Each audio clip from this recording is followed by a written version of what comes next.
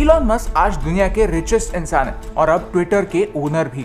Yes, Elon Musk ने $44 billion के लिए पूरा का पूरा ट्विटर ही खरीद लिया। एक सिंपल लैंग्वेज में let me tell you what happened. Twitter जो एक पब्लिक सोशल मीडिया कंपनी थी वो अब इलॉन मस्क प्राइवेटली ओन करेंगे और ट्विटर जिस बेसिस पर फंक्शन करता है उसमें कुछ इंपॉर्टेंट चेंजेस भी होंगे। इलॉन मस्क के दो मेन ऑब्जेक्टिव्स हैं, एक कि ट्विटर को फ्री स्पीच से भरा प्लेटफॉर्म बनाए और दूसरा कि ट्विटर पर से स्पैम अकाउंट्स जो दूसरे लोगों को ट्रोल करने का काम करते हैं उन्हें एलिमिनेट कर दे। लेकिन एक और रीजन है, तीसरा रीजन जो इलॉन मस्क सबसे छुपा रहे हैं। क्या है वो रीजन? इस वीडियो के एंड तक आप समझ ही जाएंगे।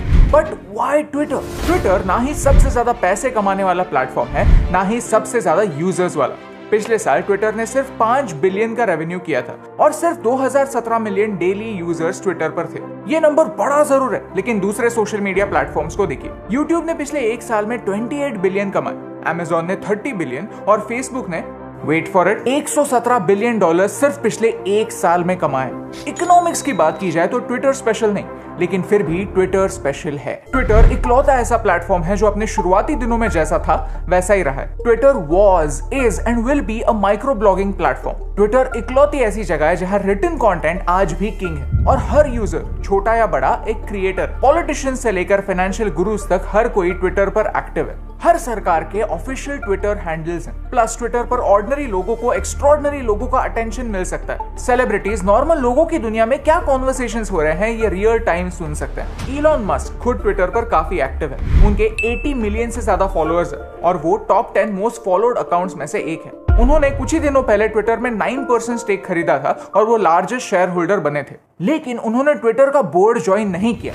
उन्होंने कहा, मेरी इन्वेस्टमेंट के बाद मुझे रियलाइज हुआ कि कंपनी जब तक प्राइवेट कंपनी नहीं बनती तब तक वो फ्री स्पीच को कभी भी प्रमोट नहीं करेगी। ट्विटर में एक बहुत बड़ा प्रॉब्लम था जो इलॉन मस्क सॉल्व करना चाहते थे, वो है फ्रीडम ऑफ स्पीच। ट्विटर कहता जरूर है कि वो सेफ, इंक्लूसिव और ऑथेंटिक कॉन्वर्सेशंस को प्रमोट करना चाहता है, लेकिन फिर भी हमें अक्सर ट्विटर का बायस दिखता है। कई बार हेट से भरे नैरेटिव्स पॉपुलर होते हैं। जैक डॉर्सी यानी ट्विटर के फाउंडर ने भी इस बायस को एडमिट किया। फॉर एग्जांपल, ट्विटर ने डोनाल्ड ट्रंप को परमानेंटली बैन कर दिया। On the other hand, Taliban का ट्विटर हैंडल एक्टिव है। लुक, इट डजंट मैटर आप डोनाल्ड ट्रंप के व्यूज से अग्री करते हो या नहीं, लेकिन यूनाइटेड स्टेट्स के प्रेसिडेंट को हमेशा के लिए एक प्लेटफॉर्म से ही बैन कर देना एक गट्सी मूव है। It goes against the concept of freedom of speech.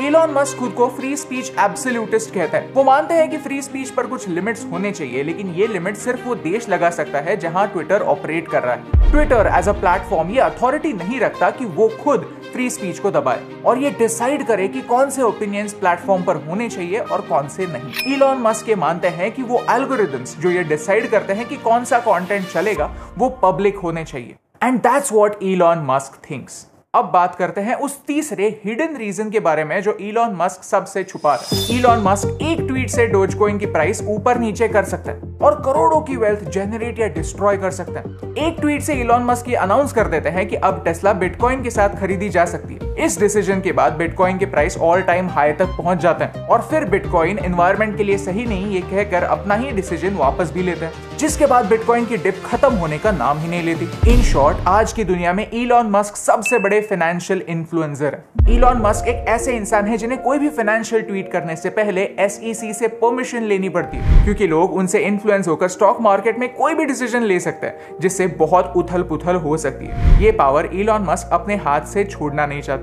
आपके और मेरे फ्रीडम ऑफ स्पीच के बारे में पता नहीं, लेकिन इलॉन मस्क खुद के फ्रीडम ऑफ स्पीच की चिंता जरूर करते हैं। There is a saying, power corrupts and absolute power corrupts absolutely. Elon Musk के इंटेंशंस क्या है ये हमें वक्त ही बताएगा, बट मुझे लगता है देयर इज होप, क्योंकि ट्विटर की डील फाइनलाइज होने के बाद उन्होंने पहला ट्वीट यही किया कि मैं चाहता हूं कि मेरे वर्स्ट क्रिटिक्स भी ट्विटर पर रहें, क्योंकि फ्री स्पीच का मतलब यही होता है। And I completely agree. जिन लोगों से आप अग्री करते हैं उनका फ्रीडम ऑफ स्पीच आप ऑब्वियसली सपोर्ट करेंगे, लेकिन असली फ्रीडम ऑफ स्पीच का सपोर्टर वही है जो उसके थॉट्स को भी एग्जिस्ट करने का मौका देता है जिससे वो अग्री नहीं करता। नोआम चॉम्स्की की एक काफी पॉपुलर लाइन है, if we don't believe in freedom of expression for people we despise, we don't believe in it at all. अब होने वाला यह है कि ट्विटर जो एक पब्लिक कंपनी थी एक प्राइवेट कंपनी बन जाएगी। जो ट्विटर के शेयर स्टॉक मार्केट में लिस्टेड है वो डीलिस्ट हो जाएंगे और कंट्रोल पूरी तरह से इलॉन मस्क के हाथ में होगा। एक बात तय है, आने वाले कुछ दिनों में ट्विटर एक काफी इंटरेस्टिंग प्लेटफॉर्म होने वाला है। What do you think? क्या ट्विटर फ्री स्पीच को सपोर्ट करेगा या फिर एक इंसान के हाथ में इतनी ज्यादा पावर होना हमारे फ्यूचर को और हमारे फाइनेंशियल सिस्टम्स को डैमेज करेगा? Let me know in the comments below, क्योंकि अल्टीमेटली सोशल मीडिया आप और हम जैसे आम लोगों के ओपिनियन से ही बनता है और आपका ओपिनियन फ्रीली जानने से मुझे फर्क पड़ता है।